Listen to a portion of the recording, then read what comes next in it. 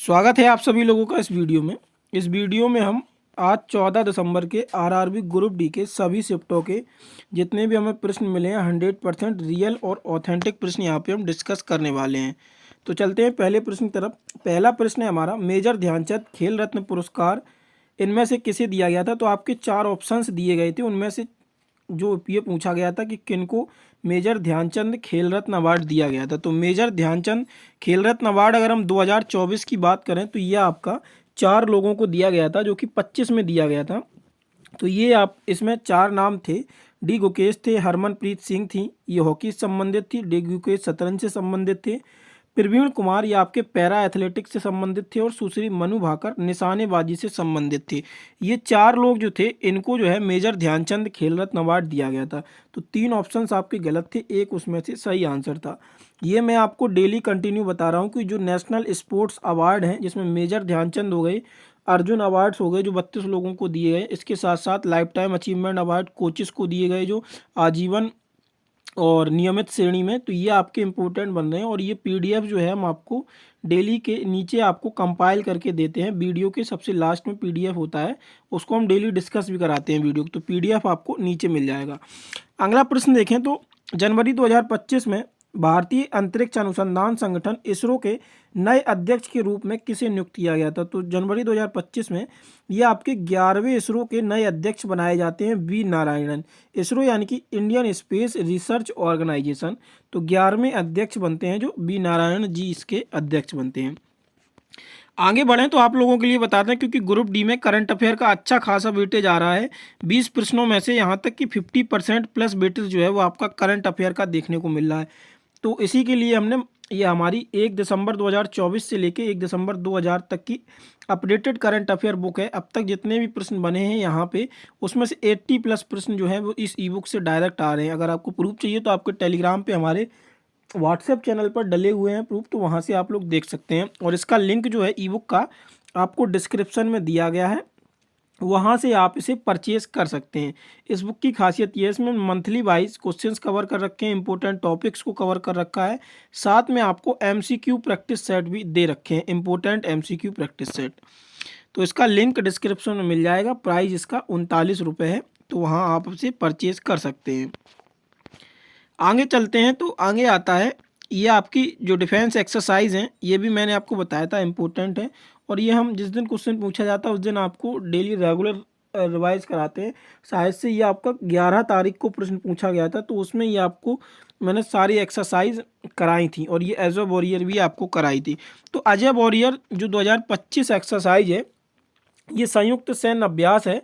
भारत और ब्रिटेन के बीच इसको किया जाता है। इसमें अगर हम बात करें तो ये राजस्थान में शुरू हुआ था, जो 25 का था, भारत ब्रिटेन के बीच। और ये इसका 8वां संस्करण था। राजस्थान के जो फॉरेन ट्रेनिंग नोड महाजन फील्ड रेंज है, उसमें इसको किया गया था। और ये 14 दिवसीय द्विपक्षीय अभ्यास था। तो ये कभी कभी पूछ लिया जाता है कि कहाँ पे इसको आयोजित कराया गया था। तो महाजन फील्ड फायरिंग रेंज जो है राजस्थान में, वहाँ पे इसको कराया गया था। और 17 से 30 नवंबर 2025 तक यह आपकी अजय वॉरियर एक्सरसाइज चली थी। आगे आने वाले एग्जाम्स के लिए ये हम आपको रेगुलर रिपीटेड यही करा रहे हैं। और जो इंडेक्स हैं और एक्सरसाइज और ऑस्ट्रेलियन ओपन्स जो है, ये हम आपको वही सेम इट इज़ पीडीएफ कराते हैं जो पिछले करा चुके हैं। देखिए ये इसमें दिया गया है अजय वॉरियर, तो यानी कि हम पहले भी आपको रिवाइज करा चुके हैं। और आगे आने वाले शिफ्टों के लिए ये बहुत ज़्यादा इम्पोर्टेंट होंगे। तो डस्ट लिक की बात करें तो ये 25वां संस्करण 2025, ये इसका 6वां संस्करण था। भारत और उज्बेकिस्तान के बीच इसको किया जाता है। लिमिटेड 2024, यानी कि जो मैं 24 के करा रहा हूँ वो अभी 25 में नहीं हुए हैं। और वो 24 के भी जो हैं वो इम्पोर्टेंट है। कोई कोई एक्सरसाइज तो ऐसी है जो बाइनोमियल होती है, यानी कि 2 साल में एक बार होती है। तो यहाँ पे 2023 के भी आपको देखने को मिल सकते हैं, तो उससे कंफ्यूज मत होइएगा। लिमिटेड 2024 ये इसका 10वां संस्करण था। भारत और सेशेल्स के बीच इसको किया जाता है। धर्म गॉर्जियन 2025 में इसका 6वां संस्करण था। भारत और जापान के बीच ये धर्म गॉर्जियन एक्सरसाइज होती है। एक्स कवर 2025 भारत और मालदीव इसको करते हैं। जो सवेरे एक्सरसाइज है ये इम्पोर्टेंट है। ये 88वां इसका संस्करण था, भारत और फ्रांस के बीच। अजय वॉरियर जो आप आज आपका प्रश्न पूछा गया, भारत और ब्रिटेन के बीच इसको कराया जाता है। मित्र शक्ति 2025 भारत और श्रीलंका के देशों के बीच इसको किया जाता है। सूर्य किरण, तो सूर्य किरण जो है भारत और नेपाल के बीच जो सूर्य किरण को किया जाता है। आगे देखते हैं अग्नि वॉरियर, तो अग्नि वॉरियर जो है भारत और सिंगापुर के बीच में इसको आयोजित किया जाता है। काजिंद जो है वो भारत और कजाकिस्तान के बीच इसको आयोजित किया जाता है। युद्ध अभ्यास 2025 का 21वां भारत और अमेरिका, मतलब जो युद्ध अभ्यास एक्सरसाइज है इसको युद्ध अभ्यास के नाम से ही जाना जाता है। भारत और अमेरिका यानी कि यूएस के बीच इसको किया गया, ये इसका 21वां संस्करण था। मैत्री अभ्यास ये 2025 भारत और थाईलैंड के बीच इसको किया गया। डेजर्ट साइक्लोन भारत और यूएई के बीच डेजर्ट साइक्लोन ये युद्ध अभ्यास किया गया। तर्कस 2024 भारत और यूएस के बीच इसको तर्कस को किया गया। साइक्लोन अभ्यास, तो ये तीसरा संस्करण था और भारत और मिस्र के बीच साइक्लोन अभ्यास किया जाता है। सिलनेक्स का ये 32वां संस्करण था, भारत और सिंगापुर के बीच इस युद्ध अभ्यास को किया जाता है। टाइगर ट्रंप भारत और अमेरिका के बीच में ये टाइगर ट्रंप किया जाता है। जेमेक्स 2025 ये 2025 में इसका जो था वो 9वां संस्करण था और ये भारत जापान के बीच इसको आयोजित किया जाता है। वर्षा 2025 भारत और फ्रांस इसको आयोजित करते हैं, मतलब ये द्विपक्षीय अभ्यास है भारत और फ्रांस के बीच में। आगे चलते हैं, 23वां संस्करण अरब सागर में उदार शक्ति का हुआ, मतलब जो उदार शक्ति का 23वां संस्करण है, सॉरी ये जो आपका दिया गया है वर्षा 2025 भारत और फ्रांस के बीच हुआ, जिसका ये 23वां संस्करण था और इसको अरब सागर में आयोजित किया गया। आगे चलते हैं, तो उदार शक्ति भारत और मलेशिया के बीच किया जाता है। ईस्टर्न ब्रिज ओमान के बीच होता है, मतलब ओमान और भारत के बीच में ईस्टर्न ब्रिज होता है। गरुण भारत और फ्रांस के बीच में गरुण युद्ध अभ्यास को किया जाता है। वहीं आगे चलें तो 2025 में कितने व्यक्तियों को पद्म पुरस्कारों से सम्मानित किया गया, तो ये इम्पोर्टेंट प्रश्न है तो था ही पहले से ही और ये रिपीटेड प्रश्न भी है। जब वो पूछे गए थे ना, रविचंद्रन अश्विन पूछे जा चुके हैं कि पद्मश्री पुरस्कार किसको, किस क्रिकेटर को मिले, तो मैंने ये पूरी ये जो इम्पोर्टेंट 6-7 नाम थे, मतलब 12 से 13 नाम जो इम्पोर्टेंट थे वो भी कराए थे और टोटल आपको ये डाटा भी बताया था कि 139 लोगों को मिला है, जिसमें पद्म भूषण कितने को मिला, कितनी महिलाएँ थी, कितने मृत थे, तो ये मैंने डाटा बताया था। तो इसमें देखते हैं, तो 139 लोगों को ये पद्म पुरस्कार दिए गए थे, जिसमें पद्म भूषण और पद्मश्री से सम्मानित किया जाता है। तो यही 3 पद्म जिनको हम पद्म पुरस्कार के नाम से भी जानते हैं, जिसमें 7 पद्म विभूषण थे, 19 पद्म भूषण थे, 113 पद्मश्री थे, मतलब 113 पद्मश्री तामिल, टोटल ये 139 बैठते हैं आपके। इन पुरस्कारों में से 23 महिलाएं थीं, 10 विदेशी एनआरआई, पीसीओ और ओवरसीज इंडियन जो होते हैं वो थे, 13 मरणोपरांत सम्मान पाने वाले व्यक्ति थे इसमें। ठीक है, तो ये आपको इम्पोर्टेंट डाटा है, इसको याद रखिएगा। आगे चलते हैं, तो भ्रष्टाचार धारणा सूचकांक यानी कि करप्शन परसेप्शन इंडेक्स जो सीपीआई है उसमें भारत का रैंक क्या था, पुराने इंडेक्स तो, और ये मैं कई बार यानी कि इंडेक्स भी सारे करा चुका हूँ और इंडेक्स के लिए तो एक स्पेशल करंट अफेयर का क्लासेस भी लिया था, उसमें भी कराया था। तो 96वां इंडेक्स जो है ये सीपीआई में भारत की रैंक थी। आगे चलें, तो ये सारे इंडेक्स आज फिर से एक बार रिवाइज करते हैं। तो सस्टेनेबल डेवलपमेंट गोल इंडेक्स 2025 में आयोजित किया जाता है, 99वां रैंक रहता है भारत का। एनर्जी ट्रांजिशन इंडेक्स 2025 71वां रैंक रहता है भारत का। ग्लोबल इनोवेशन इंडेक्स 2025 यानी कि नवाचार सूचकांक में जो मतलब विश्व नवाचार सूचकांक होता है उसमें भारत की रैंक आती है 38। ग्लोबल टेररिज्म इंडेक्स इसमें भारत की रैंक आती है 14वीं। ग्लोबल पीस इंडेक्स ये सारे पूछे जा चुके हैं जिसपे मैं स्टार मार्क लगा रहा हूँ। ग्लोबल पीस इंडेक्स यानी कि विश्व शांति सूचकांक में भारत की रैंक आती है 115वीं। वर्ल्ड इन्वेस्टमेंट रिपोर्ट 2025 इसमें भारत की रैंक आती है 15वीं। वर्ल्ड प्रेस फ्रीडम इंडेक्स 2025 इसमें भारत की रैंक आती है 151वीं।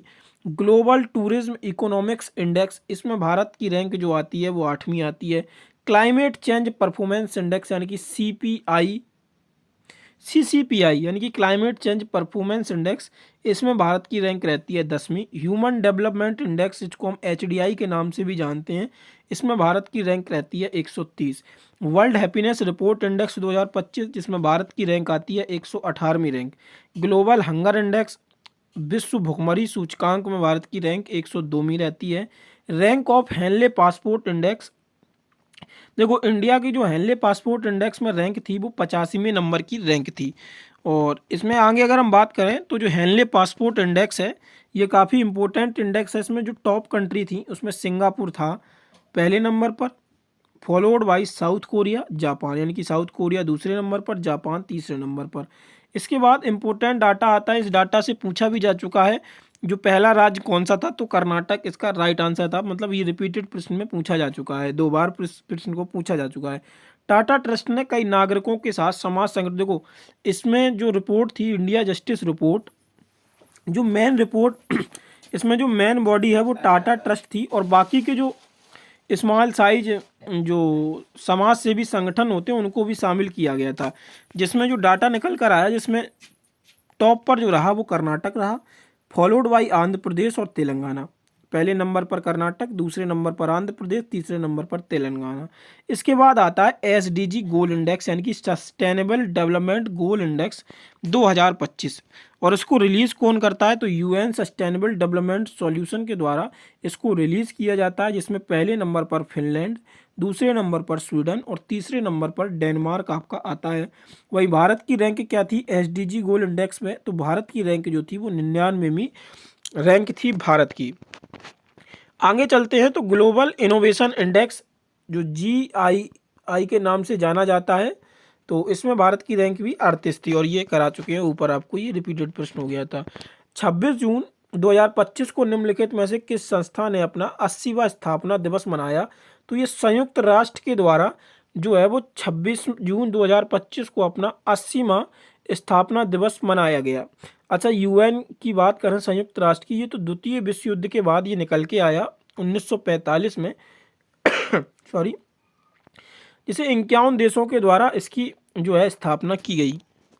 आगे देखते हैं मानव शरीर में लिपिड और प्रोटीन की जो छटाई होती है, यानी कि सॉर्टिंग, टैगिंग और पैकेजिंग, तो ये एक बहुत ही इंटरेस्टिंग क्वेश्चन बनता है मानव शरीर का। तो इसे हम कहते हैं सॉर्टिंग, टैगिंग, पैकिंग और डिस्ट्रीब्यूशन, ये किसके द्वारा मानव शरीर में देखा जाता है। जैसे आप डिलीवरी में देखते नहीं है, डिलीवरी जब होती है तो उसको सॉर्टिंग किया जाता है लोकेशन के हिसाब से, फिर उसको टैगिंग दिया जाता है, फिर पैकेजिंग की जाती है, और फिर उसको डिस्ट्रीब्यूट किया जाता है। डिस्ट्रीब्यूशन में फाइनल कस्टमर तक उसको पहुंचाया जाता है। डिलीवरी ऑप्शन में सेम वही, इसमें जो गोल्गी तंत्र होता है वो काम करता है मानव शरीर के अंदर। इसका काम सॉर्टिंग, छटाई, टैगिंग, पैकेजिंग और वितरण, ये इसका काम होता है। काफ़ी अच्छा प्रश्न है ये। तो लेड का रासायनिक प्रतीक क्या होता है, लेड को हम जो है PB से यहाँ पे डिनोट करते हैं। आगे चलते हैं, प्लास्टिक कचरे के निपटान, यानी कि प्लास्टिक वेस्ट के से मुख्य रूप से सतत विकास का कौन सा लक्ष्य, यानी कि सस्टेनेबल गोल SDG गोल संबंधित है। तो इसमें अगर हम बात करें तो अंतर्राष्ट्रीय प्लास्टिक प्रदूषण से निपटने के लिए अक्सर सतत विकास का लक्ष्य जो है वो 14.1 जो है उसका ही हवाला दिया जाता है। तो ये मतलब वहाँ पे 14 भी लिखा था, 14 ही लिख के आया था, 14.1 नहीं लिखा था, तो 14 जो है वो आपका राइट आंसर था वहाँ पे।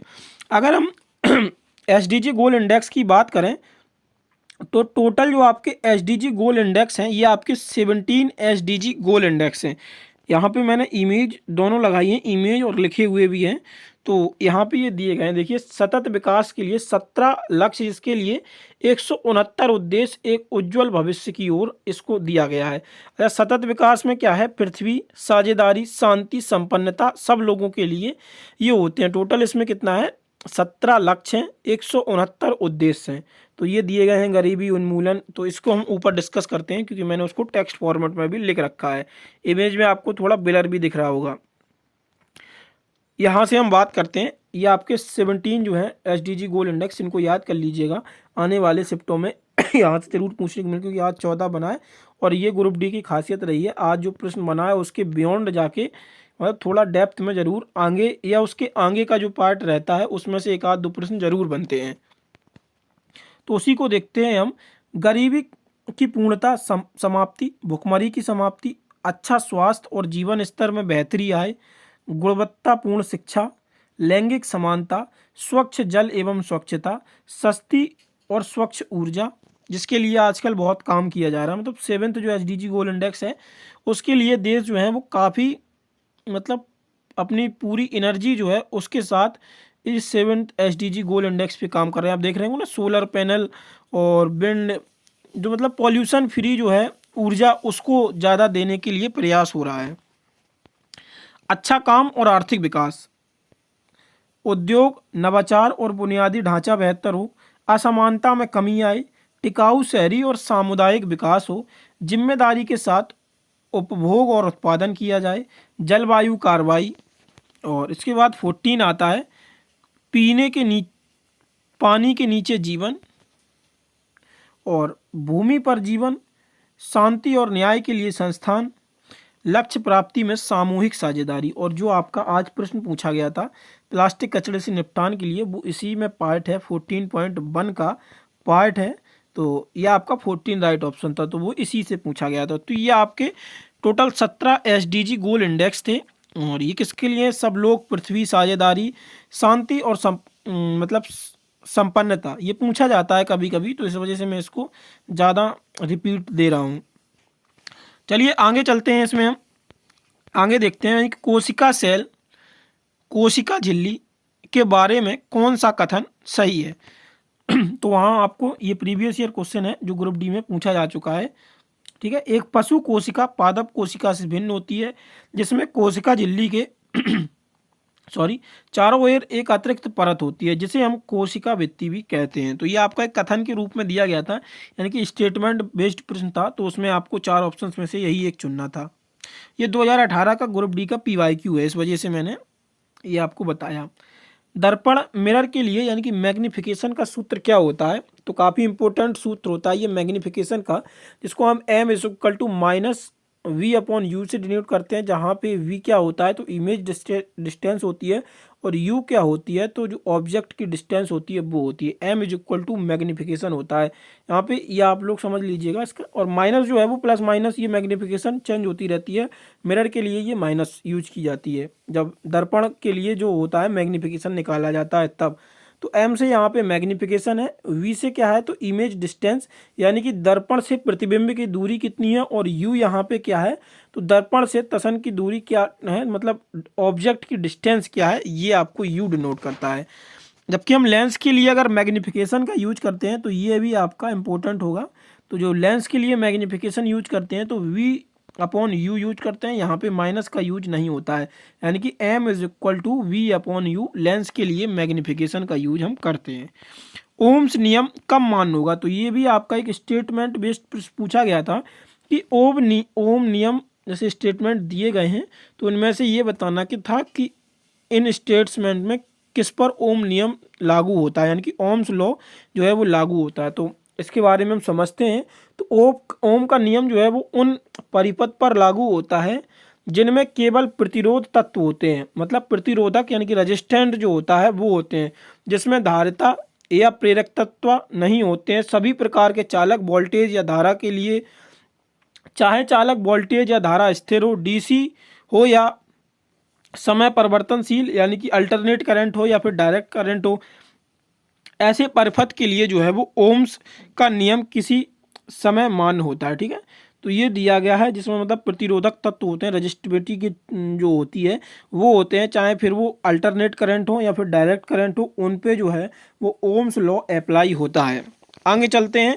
अल्पसंख्यकों को स्वरोजगार और वित्तीय सहायता प्रदान करने के लिए सितंबर 2025 में रेवंत अन्ना सहारा स्कीम किस राज्य के द्वारा शुरू की गई थी? तो ये तेलंगाना सरकार के द्वारा शुरू की गई थी रेवंत अन्ना स्कीम। अच्छा, इसके साथ मतलब ये जो स्कीम शुरू हुई थी रेवंत अन्ना स्कीम, इसमें 2 स्कीम शुरू की गई थी, एक तो इंदिरा अम्मा सहारा स्कीम, और देखो ये दिया गया है, मैंने यहाँ पे लिख रखा है, सरकार ने अल्पसंख्यकों के लिए वित्तीय सहायता और स्वरोजगार को बढ़ावा देने के उद्देश्य से 2 नई स्कीम शुरू की। ये योजनाएं थी इंदिरा अम्मा अल्पसंख्यक योजना और रेवंत अन्ना सहारा योजना, जिसे हैदराबाद में शुभारंभ किया गया था। और आपको पता ही होगा तेलंगाना के मुख्यमंत्री कौन है, तो रेवंत रेड्डी जो हैं ये आपके तेलंगाना के मुख्यमंत्री हैं। एनसीईआरटी सार की बात अब तक तो कई लोगों को पता भी चल गया होगा, जो हमारे रेगुलर व्यूअर्स हैं, और काफ़ी लोगों ने इसको परचेज भी किया है, बढ़िया रिस्पॉन्स दिया है। तो अगर जो अभी नए हैं या जिनको पता नहीं है उनके लिए मैं बता रहा हूँ, इसमें कॉम्बिनेशन बहुत बेहतरीन है। NCERT plus group D PYQ based यहाँ पे कॉम्बिनेशन दिया गया है, तो आपकी ग्रुप डी एग्जाम्स के लिए रामबाण साबित है। इसे खरीद लीजिएगा, इसको और करंट अफेयर को आप करके जाइए, यहाँ से आपको 100 आउट ऑफ 100 रिजल्ट मिलेगा। तो ये तीनों बुक्स जो है हमारी, एक तो हमारी करंट अफेयर की बुक्स हो गई, दूसरी बुक जो है ये हमारी साइंस की ई बुक है, और तीसरी जो है ये हमारी स्टैटिक जीके की ई बुक है। तीनों का लिंक आपको डिस्क्रिप्शन में मिल जाएगा। अगर आप हमारे व्हाट्सएप ग्रुप से जुड़े हैं तो वहाँ पे भी आपको प्रोवाइड हमने करा रखा है, और टेलीग्राम ग्रुप से जुड़े हैं तो वहाँ पे भी हमने प्रोवाइड करा रखा है, और यूट्यूब से अगर आप डायरेक्ट बाई करते हैं तो डिस्क्रिप्शन में लिंक है और कमेंट बॉक्स में पिन कर रखा है, वहाँ से आप तीनों में से जो भी परचेज करना चाहते हैं आसानी से कर सकते हैं। चलिए आगे चलते हैं। प्लाज्मोडियम निम्नलिखित में से किस विधि द्वारा प्रजनन करता है? तो प्लाज्मोडियम जो है वो विभाजन द्वारा या बहुविभाजन द्वारा ये प्रजनन करता है। आगे इसमें चलते हैं। तो जो ग्रोजॉर्ज जॉन मेंडल थे, इन्हें ट्रू ब्रीडिंग प्लांट यानी कि शुद्ध नस्ल के पौधे का प्रयोग क्यों किया था? तो ये देखो, ये मुझे इसमें कुछ डाउट था। अगर ये सेम प्रश्न पूछा गया था तो आप लोग मुझे कमेंट बॉक्स में बता सकते हैं, लेकिन अगर ये नहीं पूछा गया था तो भी आप बता सकते हैं जिनका आज पेपर था। तो मेंडल ने अपने प्रयोग हेतु मटर के पौधे को चुना, इसके लिए कारण क्या थे? संक्षिप्त जीवन चक्र होता है इसका, और स्वयं पारंगत यानी कि द्विलिंगी पुष्प मटर में अनेक जोड़ी तुलनात्मक लक्षणों का होना ये भी पाया जाता है, और अपने प्रयोगों के डाटा तथा रिकॉर्ड रखना ये इसकी खासियत होती। इसलिए जो मेंडल थे उनने इसको शुद्ध नस्ल पौधे का प्रयोग किया था। आगे चलते हैं। नवंबर 2025 में जो दिल्ली मेट्रो रेल कॉरपोरेशन यानी कि डीएमआरसी है, उसने अंडरग्राउंड सुरंग के लिए किस आईआईटी से पार्टनरशिप की थी? तो शायद से मैं रिकॉल कर पा रहा हूँ तो ये मेजेंटा लाइन थी जो दिल्ली मेट्रो के लिए, उसको मतलब इस टनल अंडरग्राउंड टनल के साथ जोड़ा गया। तो ये आईआईटी हैदराबाद के साथ ये टाई अप किया गया था डीएमआरसी यानी कि दिल्ली मेट्रो रेल कॉरपोरेशन के का। 2025 में रूस और ईरान के बीच राजनीतिक, ऊर्जा और आर्थिक संबंधों को लेकर किस अवधि की रणनीतिक साझेदारी यानी कि स्ट्रेटेजिक पार्टनरशिप के साथ एक नए हस्ताक्षर हुए? तो ये 20 साल के लिए एक हस्ताक्षर हुए, जिसमें व्यापारिक राष्ट्रपति व्लादिमीर पुतिन और मसूद पेजेश्किन द्वारा हस्तांतरित किए गए, और कई ढेर सारे मुद्दों पर ये हस्ताक्षर किए गए थे। और ये 20 साल का पैक्ट है, जिसमें 17 जनवरी 2025 को ये फैक्ट आपका हुआ था। सुप्रीम कोर्ट ने हाल ही में मई 2025 में न्यायिक सेवा में प्रवेश के लिए वकालत में कितने साल के अनुभव को फिर से अनिवार्य कर दिया है? तो 20 मई 2025 को न्यायिक सेवा में शामिल होने के इच्छुक व्यक्तियों के लिए न्यूनतम 3 वर्ष की प्रैक्टिस अनिवार्य कर दी गई है मई 2025 से। यदि ए बी सी के पीएच मान क्रमशः 3, 7, 14 हैं तो निम्नलिखित में से कौन सा कथन सही है? ग्रुप डी 2018 का प्रीवियस ईयर प्रश्न है, शायद से उसमें 9, 4 और यहाँ पे 13 पूछा गया था, और बस डिजिट चेंज है, बाकी सेमेटेज है। तो अगर हम पीएच की बात करें तो पैमाने की खोज जो है वो सोरेसन सेरेसेन ने की थी, ठीक है। और इसमें आपको बता दें, अगर पीएच जो है वो 7 से कम होता है तो ये अम्लीय माना जाता है, पीएच 7 से ज़्यादा होता है तो क्षारीय यानी कि बेस माना जाता है, और पीएच 7 के बराबर होता है तो उदासीन यानी कि उसको हम न्यूट्रल मानते हैं। देखिए इंग्लिश वाले बच्चों के लिए मैं बता दूं, पीएच अगर 7 से कम है तो वो क्या होगा? एसिडिक होगा। पीएच 7 से ज़्यादा है तो वो क्या होगा? बेस होगा। और पीएच 7 के बराबर है तो यानी कि उदासीन यानी कि जो है वो न्यूट्रल होगा। आगे चलते हैं। अगला प्रश्न आता है, चिप्स को ऑक्सीकरण यानी कि रेंसिडिटी और नमी से बचाने के लिए उनके पैकेट में कौन सी गैस भरी जाती है? अब तक ये 4 बार रिपीट हो चुका है प्रश्न, और ये नाइट्रोजन गैस इसका राइट आंसर होगा। अल्ट्रासाउंड का प्रयोग उद्योगों में किस उद्देश्य के लिए किया जाता है? तो उद्योगों में अल्ट्रासाउंड का प्रयोग जो है वो धातु संरचना की अखंडता और सुरक्षा सुनिश्चित हो सके, इसलिए अल्ट्रासाउंड का प्रयोग किया जाता है।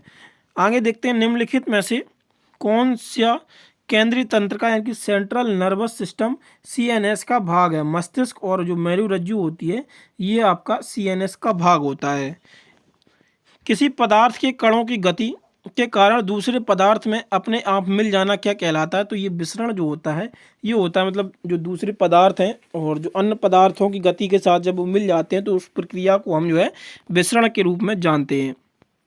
निम्नलिखित में से कौन सा तत्व एल्यूमिनियम और तांबे के बीच स्थित होता है? तो ये आपका एक प्रश्न पूछा गया था, वहाँ पे ऑप्शंस तो क्लियर पता नहीं चल पाए क्या था, लेकिन रिएक्टिविटी से प्रश्न था, ये मैं बता देता हूँ। तो रिएक्टिविटी देख लीजिए, ये हाईली अनरिएक्टिव, मतलब जो ये आपकी रिएक्टिविटी सीरीज दी गई है, ये लो टू हाई रिएक्टिव दिए गए हैं, जिसमें क्या है, प्लेटिनम आता है आपका सबसे लेस रिएक्टिव, फिर गोल्ड आता है, सिल्वर, मरकरी, कॉपर, बिटुमिन और bismuth, antimony, hydrogen, lead, tin, nickel, cobalt, cadmium, iron, chromium, zinc, magnesium, aluminium, ये मैग्नीज होगा, एल्युमिनियम, फिर manganese, calcium, strontium, barium, lithium, sodium और पोटेशियम जो है वो हाईली रिएक्टिव होता है। और लीस्ट रिएक्टिव, देखो पोटेशियम क्या है, हाईली रिएक्टिव है, और जो आपका प्लेटिनम है ये आपका लीस्ट रिएक्टिव है और रिएक्ट विथ एसिड। तो जो ये आपको ग्रीन दिख रहे हैं ना, यहाँ से मैग्नीशियम से लेके और ये आपका हाइड्रोजन तक, ये आपके एसिड के साथ रिएक्ट कर सकते हैं, या आपके जो ग्रीन में दिख रहे हैं ये आपके रिएक्ट विथ वाटर कर सकते हैं। और हाईली अनरिएक्टिव यानी कि देखो इंक्लूड फ्रॉम द कंपैरिजन यहाँ से होगा, तो ये आपका दिया गया है, मतलब जो नीचे दिए गए हैं platinum, gold, silver, mercury, copper और एंटीमनी, ये आपके जो है वो अनरिएक्टिव पाए जाते हैं नेचर्स में, ठीक है। तो ये रिएक्टिविटी सीरीज है, इसका भी स्क्रीनशॉट लीजिएगा, और स्क्रीनशॉट भी लेने की कोई ज़रूरत नहीं है क्योंकि पीडीएफ हम आपको टेलीग्राम पे ही प्रोवाइड कराते हैं। आगे चलते हैं, अमीबा में जो जनन होता है वो जनन के दौरान कोशिका किस प्रकार विभाजन होती है? तो समसूत्री विभाजन यहाँ पे इस कोशिका में हमें देखने को मिलता है। आगे चलते हैं, कैल्शियम कार्बोनेट यानी कि CaCO3 को गर्म करने पर कैल्शियम ऑक्साइड यानी कि CaO, देखो CaCO3 को जब हम हीट देते हैं और कैल्शियम ऑक्साइड और कार्बन डाइऑक्साइड बनने की अभिक्रिया क्या कहते हैं? देखो जब CaCO3 को जब हम हीट देते हैं तो उससे हमें CaO प्लस CO2 यानी कि कैल्शियम ऑक्साइड और कार्बन डाइऑक्साइड हमें मिलता है। तो इस क्रिया को हम क्या कहते हैं? ऊष्मीय अपघटन अभिक्रिया यानी कि थर्मल डिकम्पोजिशन रिएक्शन के नाम से हम इस प्रक्रिया को जानते हैं। जब कोई वस्तु वेग यानी कि यूनिफॉर्म वेलोसिटी से गति करती है तो निम्नलिखित में से कौन सा कथन गलत है? तो आपको ये स्टेटमेंट बेस दिया गया था, यूनिफॉर्म वेलोसिटी के बारे में अगर आपको पता था तो आप उस क्वेश्चंस को कर ले गए होंगे। जुलाई 2025 में स्विमिंग वर्ल्ड चैंपियनशिप में किस कनाडाई स्विमर ने माइकल फिलिप्स का रिकॉर्ड तोड़ा? तो समर मैकनेंटोस जो थे, इन्होंने ये जो कनाडाई माइकल फिलिप्स थे इनका रिकॉर्ड तोड़ा है। द्रव्यमान संरक्षण का नियम किसके द्वारा दिया गया था? तो एंटोनी जो लोविस थे इनके द्वारा, ये वैज्ञानिक थे जिनको 1789 में द्रव्यमान संरक्षण का नियम, उनके अनुसार हम द्रव्यमान का निर्माण या विनाश नहीं कर सकते हैं, लेकिन यह रूप से दूसरे रूप में परिवर्तित हम कर सकते हैं द्रव्यमान को, ये उनका कहना था। जो एंटोनियो लेवोसिए थे, इनको 1789 में ये law of conservation of mass का नियम इनके द्वारा दिया गया था। आगे चलें तो स्टैटिक जीके की ई बुक है जो हम आपको साइंस की ई बुक के समय बता चुके थे, और ये आपका एक और प्रश्न रहा, विश्व पैरा एथलेटिक चैंपियनशिप 2025 में कौन सा संस्करण खेला गया? तो ये 12वां संस्करण खेला गया था। आयोजन 27 सितंबर से 5 अक्टूबर 2025 तक इसको आयोजित किया गया। स्थान जवाहरलाल नेहरू स्टेडियम नई दिल्ली। शुभांकर जो इसका था ये आपका विराज था। अच्छा प्रश्न था करंट अफेयर से। बाकी ये मैं ई बुक के बारे में आपको बता ही चुका हूँ, और जब आप ये PDF प्राप्त करते हैं तो नीचे आपको नेशनल स्पोर्ट्स अवार्ड की लिस्ट दी जाती है, जहाँ से आपको डेली 1 से 2 प्रश्न यानी कि 3, यहाँ तक कि 3 से 4 भी कभी कभी देखने को मिल जाते हैं। तो इस PDF को आप लोग ज़रूर रिवाइज करें, और ये हमारी ई बुक की लिंक्स रही हैं। आप अगर ख़रीदना चाहते हैं तो इन लिंक से भी आप जा सकते हैं। व्हाट्सएप चैनल और टेलीग्राम चैनल को ज़रूर ज्वाइन कर लीजिएगा, वहाँ पे हम लोग आपको PDF प्रोवाइड कराते हैं। और एक और रिक्वेस्ट आप सभी लोगों से, अभी तक आपने हमारे चैनल को सब्सक्राइब नहीं किया है तो जल्दी से सब्सक्राइब करिए। 500 सब्सक्राइबर में बस कुछ ही 15 से या 20 सब्सक्राइबर बचे हुए हैं, तो 500 सब्सक्राइबर का टारगेट जल्दी पूरा कराइए और अपने दोस्तों के साथ शेयर करना ना भूलें। धन्यवाद।